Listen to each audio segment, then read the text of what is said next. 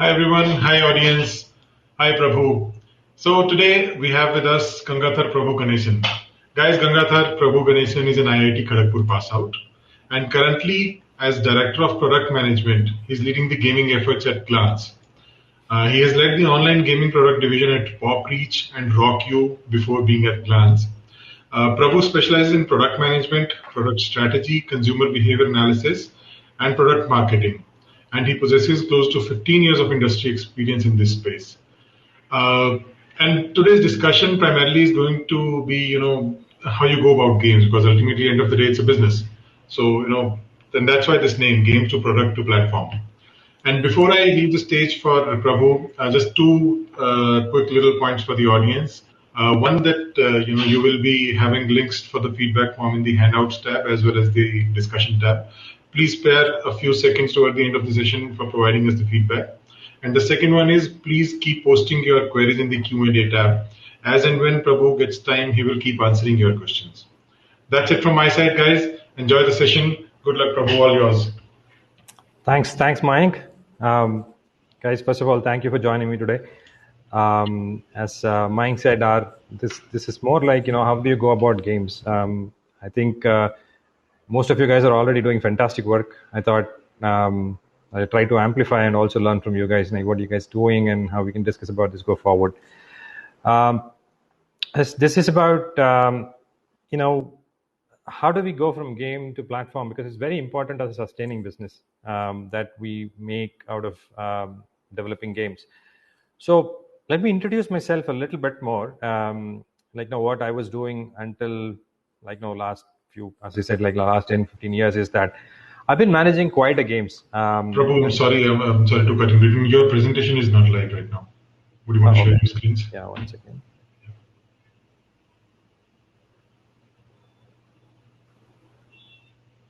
Is it looking fine? Perfect. I'll go backstage. Thank you. So what I've been doing so far, guys, is that I've been managing quite a few games, and these games are from different studios we've acquired over a period of time. Some of them we've developed versions of these games. We have published these games in different platforms like Facebook Messenger, App Store, Play Store, Amazon Store. And we've learned quite a few in this, right? So, and the thing I'm fortunate enough to gain experience across different genre of games. I've managed Forex strategy, I've managed casual games, casual casino, time management, I managed simulation. So it's kind of a great experience for me. It's a great learning for me over a long period of time. And this is what I've learned over a period of time is that it's not just about developing games. Games, though, are the very, very important, product or parcel of this entire business. It just doesn't stop there. And actually speaking, that's where your journey starts. And that's what I want to talk about today. So game is like an engine, right? So you don't have a car yet, you just have an engine. So you develop an engine, what you can do with an engine. It's just that, it can run, it can motor, but can you go from one place to another? It's not possible. But why say a game is an engine is because that's the core important part of the entire business, right? You need this to run your car, and without this, there's nothing can function after that. So let's look at, why I'm just telling this is basically, if you look at it, there are so much noise around going in the market, right? You have different kind of business models going in the market, starting from, you play for rewards, play to earn, pay to play to earn. These are like evolution which is happening in last 2 to 3 years, I would say. And before that, it was like, pay to play, free to play, subs to play. In fact, the most important point to note in this is all these models exist today. In all of these forms exist even today. None of them have died. None of them have gone out. It depends on where you want to operate. You have to pick and choose these models. But why I'm telling this is noise is because for developing games, none of them matters. None of these matters, right? You are still making a game which is the core, as I said, it's an engine. You have to make this engine. You have to make this engine work, and you have to make this, because without that, whatever you're trying to build on top of it will not work really well. So it becomes a really, really important factor. Let's look at some of this what has happened, right? If you look at this rise of gaming, I think a lot of you guys might have seen this in your somewhere in the articles or somewhere. But important thing to notice is if you look at the mobile gaming inflection happened and it just grew like a massive industry today. But it also propelled the other industries. If you look at PC has like seen a big growth in the beginning and then it has gone down, but again it's seeing huge evolution. Similarly, what is happening in the console area is the same thing, right? So once the business starts growing in one of the areas, it actually accentuates the growth in other areas as well. It's probably my interpretation, but this is what I've seen, and I think this is something we've been observing over a period of time. And with being the cross-platform gaming becoming one of the phenomena, I think this is going to explode in a different way altogether. Why I said, if you look at on the right side, I've said about lean forward and lean back.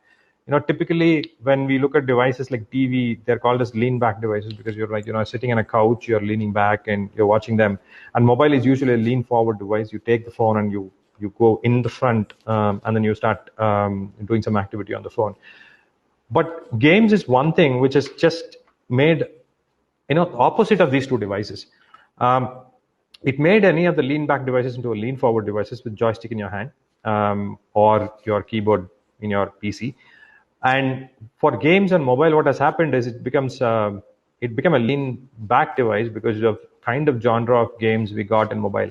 We got something like idle games. We got many of these. You have those kind of small hyper casual games.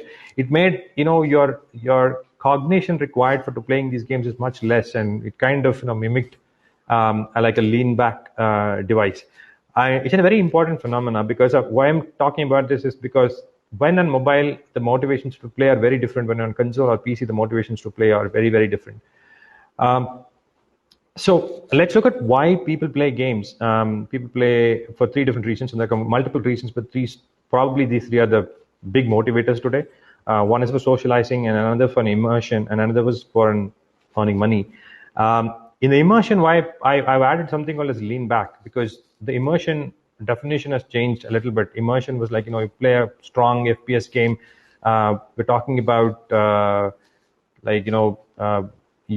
it's a fully immersive game. You have like a fantastic AAA graphics going on in the game. You're like fully into the game and you're playing. And then similarly, the immersion definition for people of different genre, or people who are playing different genre, or people of certain age, it has become a lean back because they're playing something like match 3 or how do you classify them? They're not really very immersive. They're lean back devices, but that's a kind of an immersion they want. So while all this is happening, what is more important in all of this, right? Irrespective of the business model, you're working on lean back, you're working on immersion, you are working on everything. So the most important part is the game you're making. The core of this is like, what is a game? Because everything you're building around this you're going to build around this. So really, really, we need to focus on getting the games right. I think irrespective of the models, you're building a play to earn model, or you're building a pay to pay model, or you're building let's say a subscription model. Irrespective of any of these business models, or irrespective of how you're looking at how you're going to run this business, it's very, very important focus is to get your game right, get your essence right. What is the game? What is the gratification it's offering? And because I think that's like your platform. That's as I said, that's the engine which you're building. And if that fails, everything is going to fail. You can't really build a successful any business model if you don't build the game right.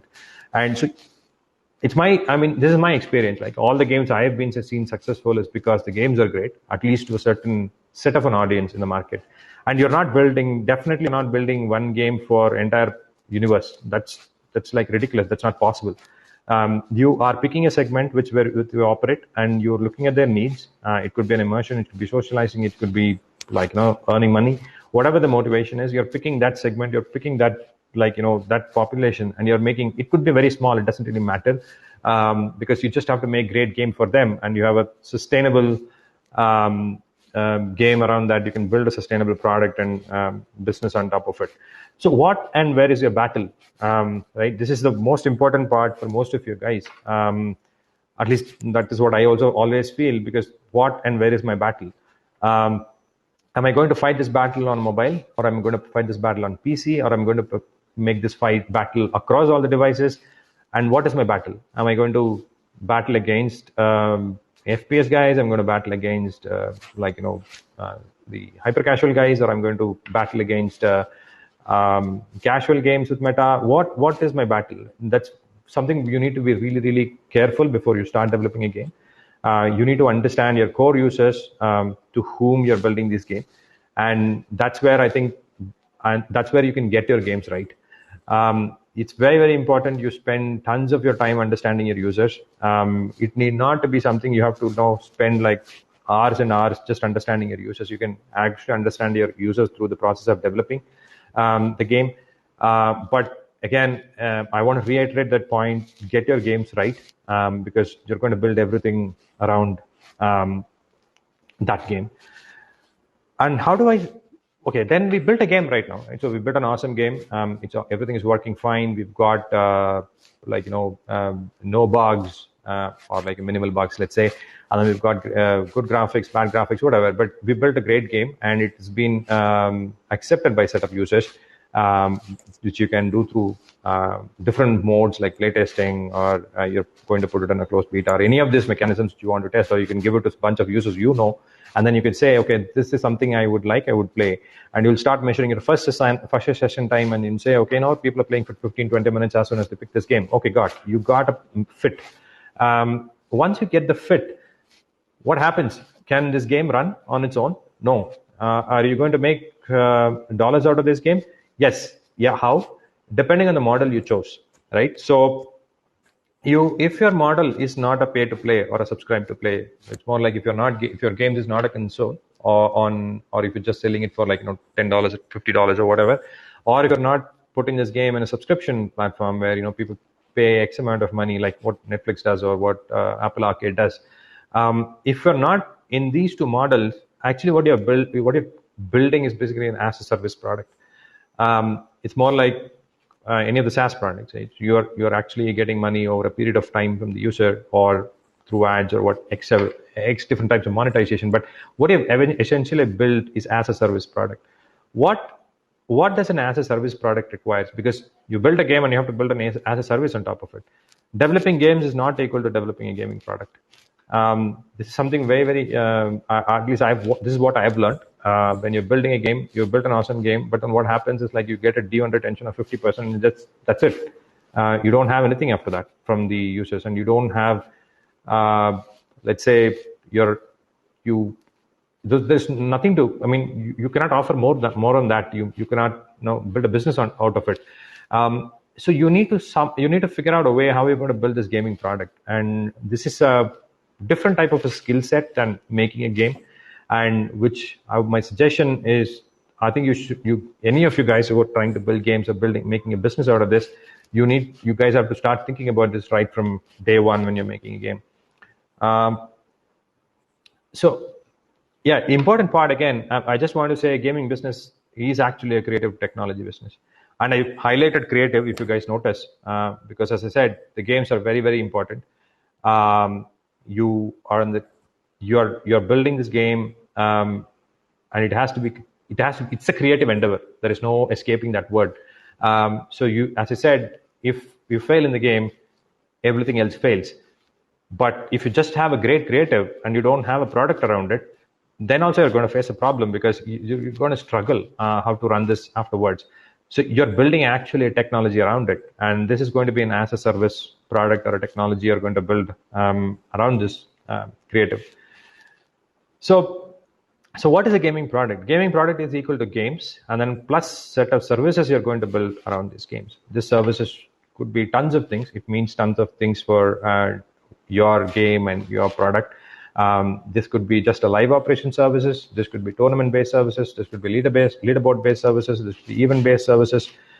This could be content release services. This could be like, you have, you want to build a mission-based system, or you want to build a PvP system. So all these are services, and you can actually innovating on the services is something as an indie, I think you should just always keep in mind. Design your product plus service from the beginning. Right from the day one, you're attempting to do this. But you don't need to build your services like how you're building the game. I think, as I said, I want to keep emphasizing the part is that build your game first, but you have to start thinking about your service right from the beginning. Buildings, you can build your service progressively and later. When I say progressively, even after launching the game, you can keep building the services, right? So you can build your first service, which could be just like an automated event services, which you can build in the first month, and then like in the second month you can focus on more of configurable event services, and third could be mission based services, fourth could be something like leaderboard, fifth could be tournaments, fifth like sixth. It's up to you guys because depending on the game you have built, but I'm just giving an examples of what kind of services you need to build, and you're going to build this over a period of time. And so you have to keep innovating on the services, because I think most of your dollars, most of your rupees is going to come from these services. Especially if you have not built pay or subscribe to play. If you're building any other model, your business is in the services, and this includes everything right today. Like want to build an NFT service, if you want to build as I said, pay to earn, those any of the services you're going to build over a period of time. But once you get your games right, this services becomes easy to build. But again, start thinking about this, because most of your systems you have to build in your game will be dependent on this. So please start thinking about your services from day one, and you can progressively build these services. Have a plan as far as you can. Right. So that's about building the product around the games, and then okay, you built a game, you built a product, you got certain amount of let's assuming that your game has become successful and you've earned let's say some money out of it, or like good money out of it.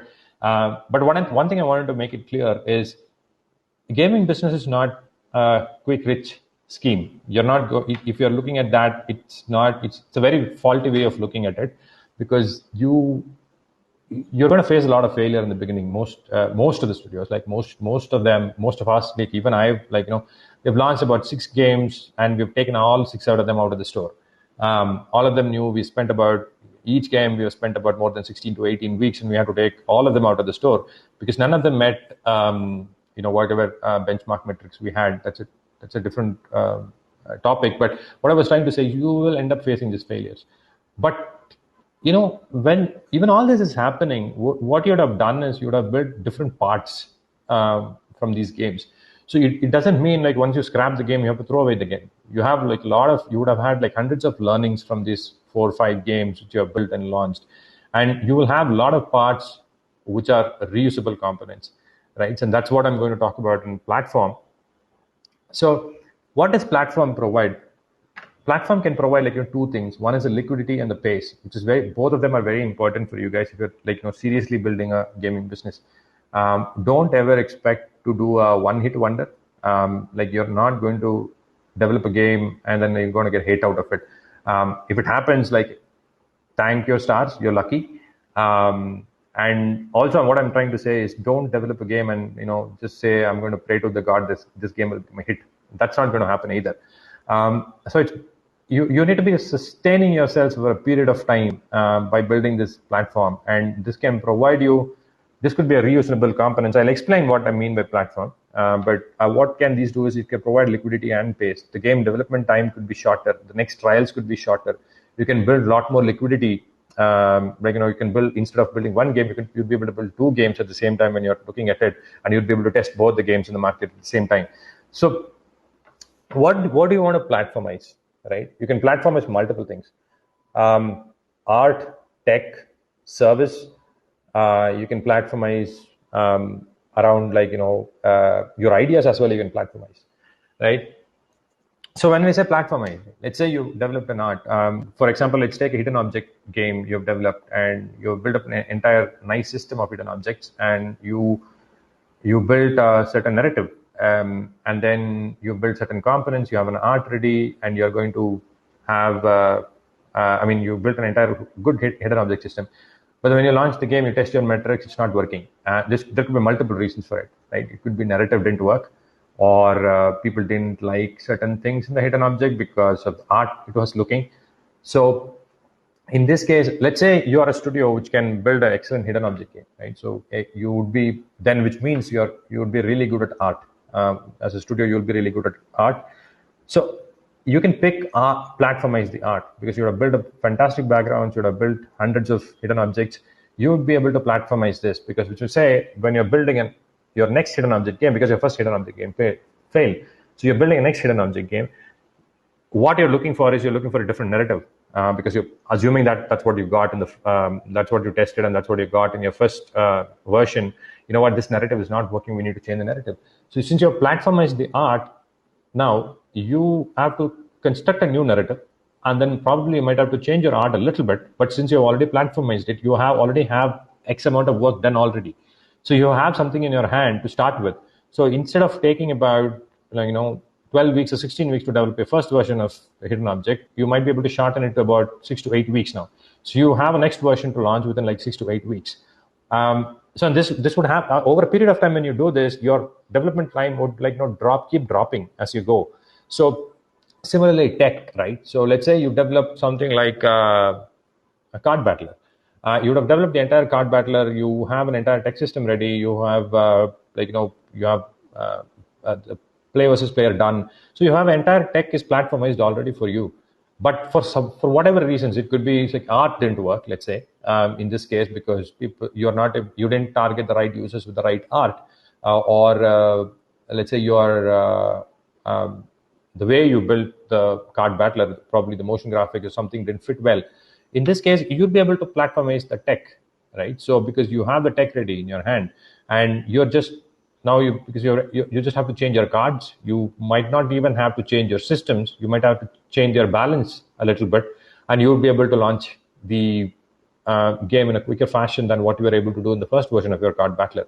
Similarly, service, like this is one of the best I've seen, platformizing service.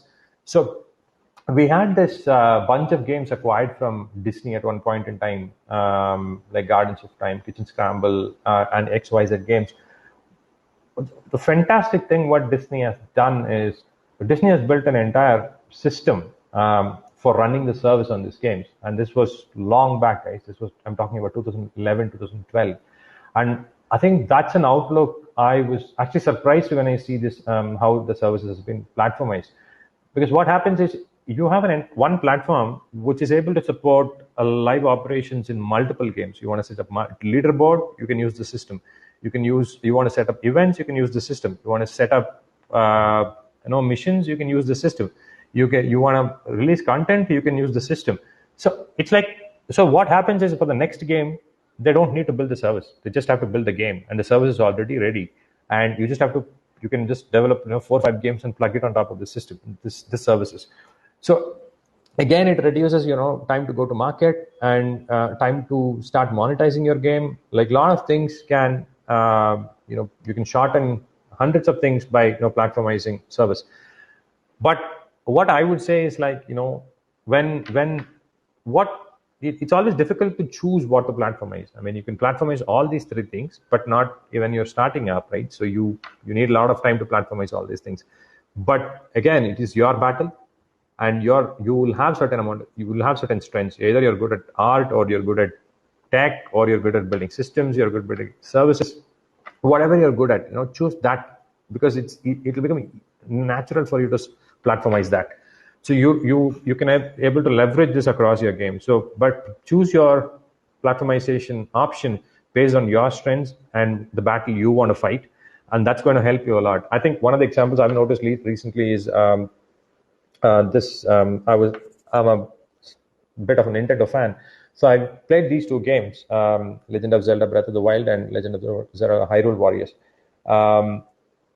So what their platform is the entire art, guys. It's the same art. They don't need to develop single piece of art from one game to the other game. I'm just giving a console example, but this has happened. You might have seen this happening across your even like PUBG, or like you have BGMI Plus, whatever the new PUBG users launched. Their platform has tons of art. So what happens is they were able to shorten their life cycle so much in terms of development. It helps you to launch games quicker, test games quicker, fail quicker, fail very earlier in your journey, so that it doesn't hurt you so much and you're building a very, very strong base for your success at some point in time. And this is why I'm considering platform to be the car, because a car is something you need to run, and you can actually change it the way you want, but you have the base frame and everything ready. So you need basically engine, fuel, and the car so that you can go from point A to point B. So you need game, product, and a platform, so that you can build a very strong business out of games. Yeah. So that's sorry. Right. Yeah. So that's about my whatever I wanted to share a little bit of my experience so far. This is what the journey I've gone through, and this is what my learning was from managing these games and looking at different games over a period of time. I think this would really help you guys when to sustain your business in the long run. But if you guys want to discuss or questions, I'm open. Please go ahead and post your questions, guys. Yeah, we'll welcome all sorts of questions here, guys. And Prabhu, this was definitely insightful, at least for me, because I come from an art background, so didn't know a whole lot of it. So we already have one question there. Yeah, we have one question. Is learning also an aspect part from social immersion earning? Definitely, Ayush. I think it's like I'm not sure what is the segment which is looking for learning from games, but there is a sizable chunk, I would say. There's definitely a sizable chunk of users who are looking to learn from the games as well, and you can actually gamify the learning as well. So how do you look at it? Definitely, it's one of the part for sure. How do you see the gaming industry future in India? I think, hey Padmaraj, I know you. Sorry. Anyways, I think it's going to be fantastic, guys. I think we're just starting. We're in like I would say like level 0.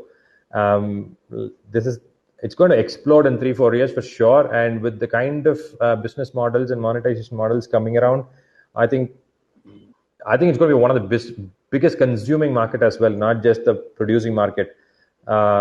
Definitely, and it's going to be explode in like 3-4 years, and the behavior is getting different, the models are getting different, so it's looking very, very bright in my view. Prabhu, we are getting some question in the discuss tab rather. Oh, okay. Yeah. So gaming and blockchain, is it possible to create platform around this?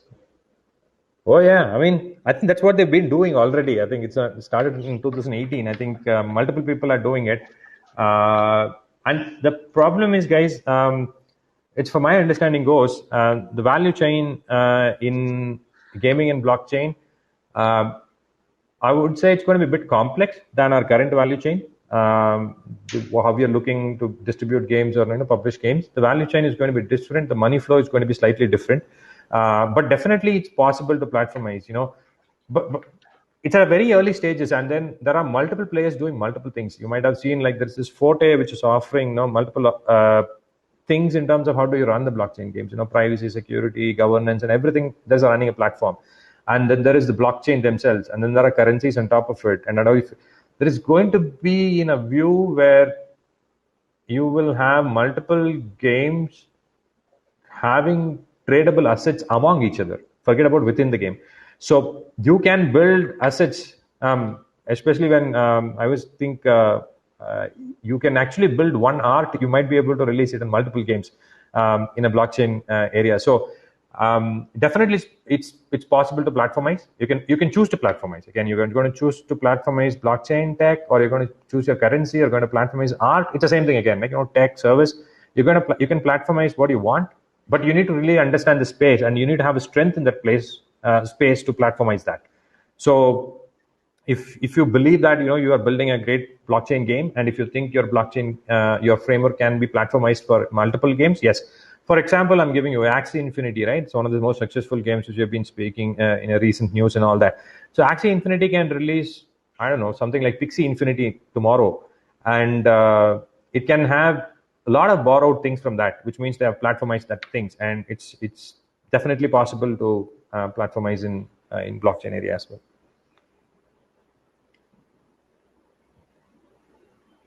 All right. All right, all thank yous coming from people. Yeah, cool.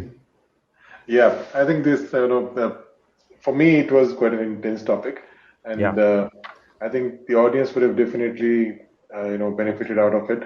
The whole experience that that you've gained with your experience, your hands-on experience in this industry. So I think this is definitely going to add value to our audience. Before we leave, guys, please don't forget to provide the feedback for the session. The link is already there in the handouts and the chat as well as.